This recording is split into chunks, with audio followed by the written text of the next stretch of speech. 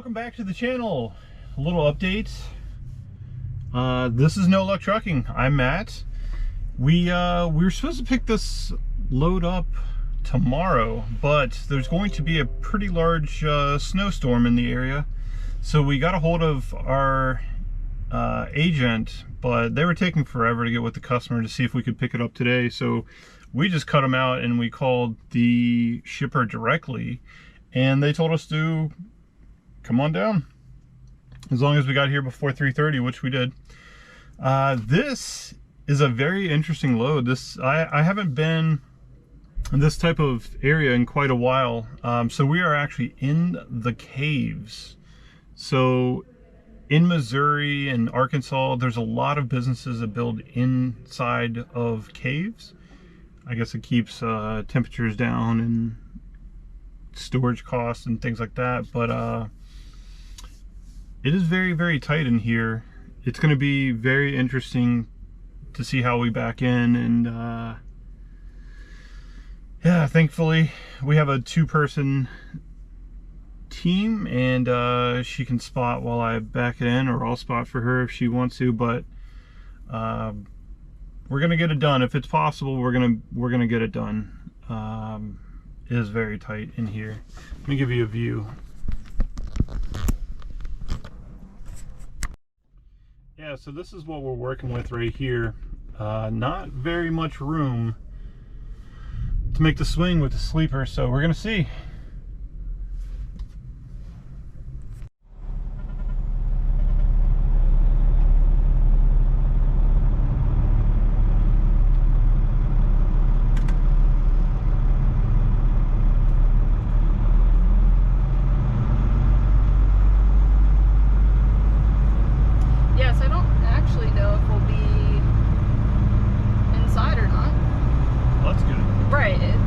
Would be great.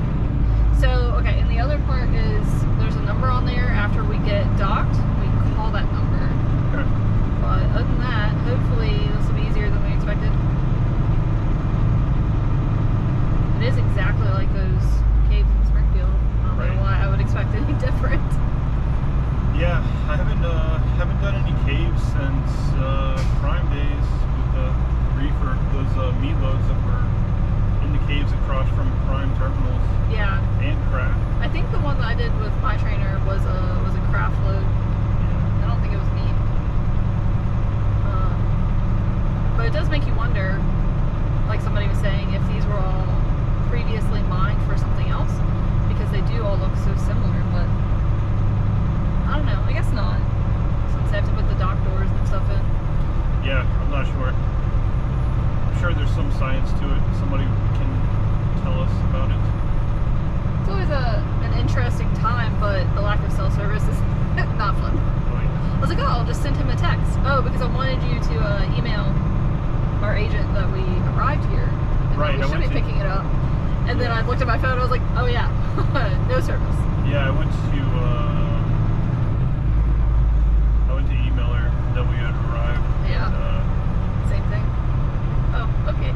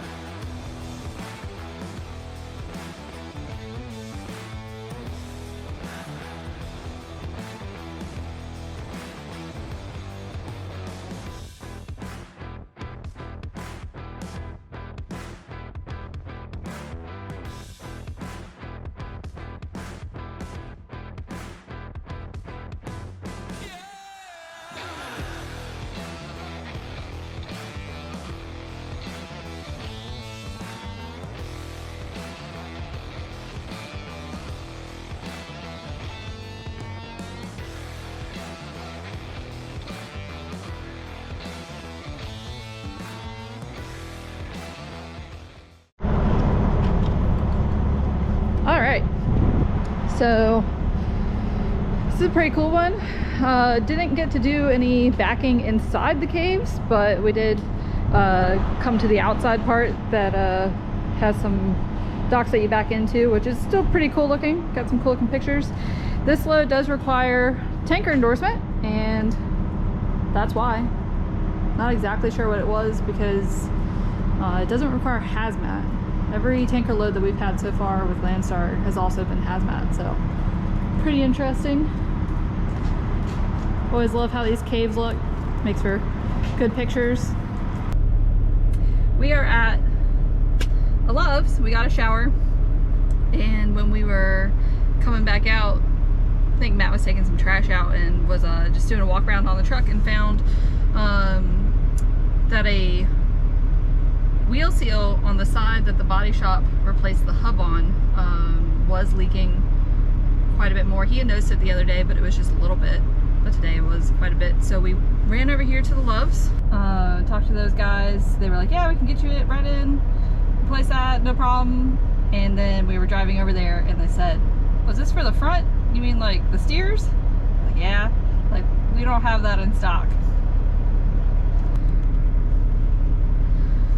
But they did get us in just to inspect it. Matt had cleaned it up a little bit, but he's like, if you guys could take a look at it, maybe torque down the wheel or torque down the hub, see what's going on. And they did come back and say, what was it supposed to be at, Matt?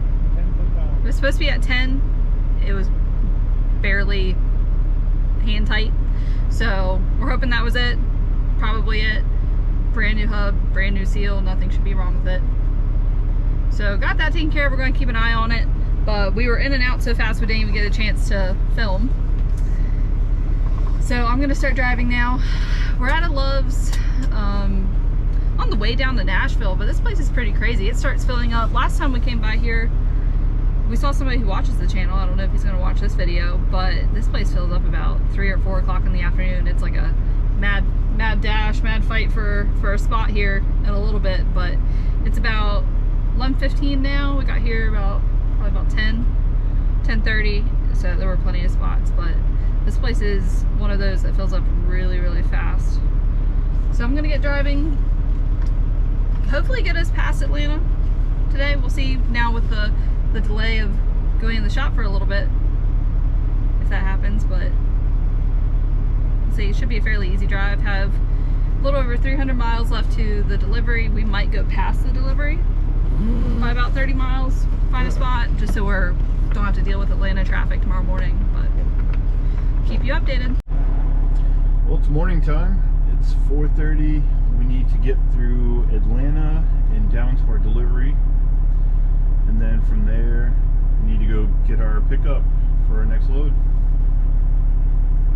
We'll probably pick up when we actually get to the receiver and see how much of a mess that is.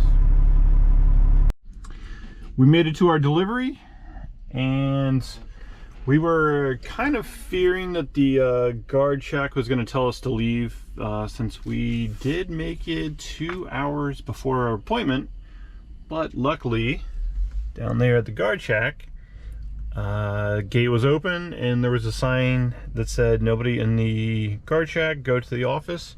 So we parked over here with all the other homies that arrived early, and they're sleeping on the lot. So we're gonna wait probably a little closer to 8. We'll see if they open at 7 or 8. Try to get in the door, get unloaded, and then we have to make our way up to South Carolina in a hurry. Checked in. Now I'm having to back down this road because there's so many trucks here, and everyone's kind of parked in the way, but we got a door at least.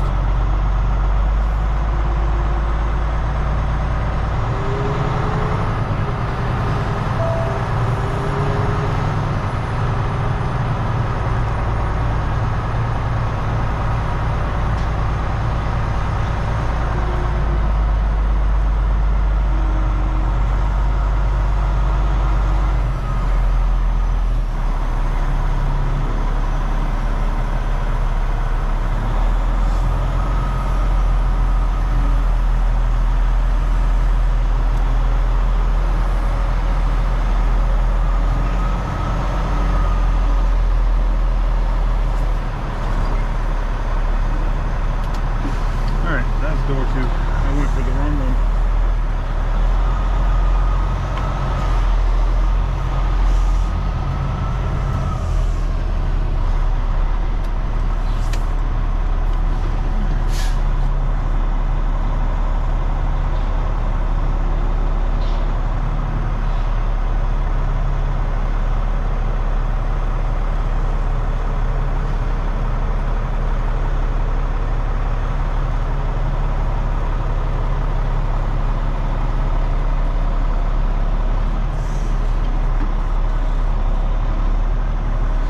Easier if I could actually see the door and not have to back around this truck, but we'll make it.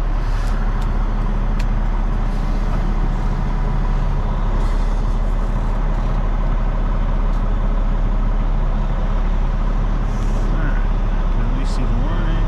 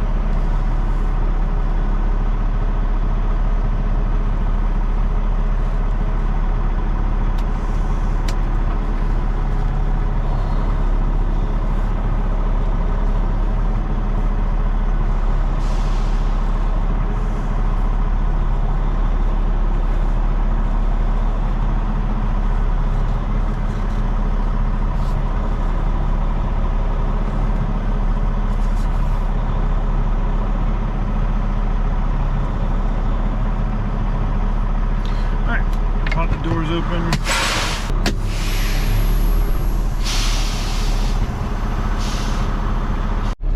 Alright, that's the kind of unloading that I like. 26 minutes from the time that I started backing in until they had us out of here. Trailer's clean. Well, inside's clean, outside is terrible. One of the first things we're going to do after we pick up this next load is get a truck wash. In 3/4 of a mile. Also, update, the wheel seal is good, so looks like them tightening, wow, I can't speak today. The wheel seal bolts being tighter than they were, looks like that was the issue. And we cleaned up the residual last night again, because there's a little bit in the like hub area of the wheel, so we got it cleaned up the wheel, cleaned up the tire, just so it didn't like stand out if DOT wanted to investigate a little bit more. But everything was good. I checked the inside, there was no oil leaking. I cleaned it all up, it's bone dry now. And that one wheel looks pretty clean. The rest of them on the entire truck are not at all. But we're gonna take care of that. So I think we're gonna leave the video off here. I think we are done for the day. I'm gonna probably hold this video for a day or two. The next one is gonna take us across the country, and that's gonna take a few days to get by. I like keeping this pace of maybe a video every 3 days, 2 or 3 days, something like that. So we're gonna see if we can keep that up. Hey, Landstar. That's where our empty trailers are. But yeah, I think we're gonna leave it off here. Hey, there's another one over there. All right, all you BCOs that need an empty trailer, I'll throw the address down there. Come get them, no locks on them. But yeah, we'll kind of excited. We haven't been to the destination for the next load. We have not been there in quite a while, but we'll start filming that when we pick up. Turn left on Anvil Block Road. So like always, thank you for watching, and we'll catch you on the next one.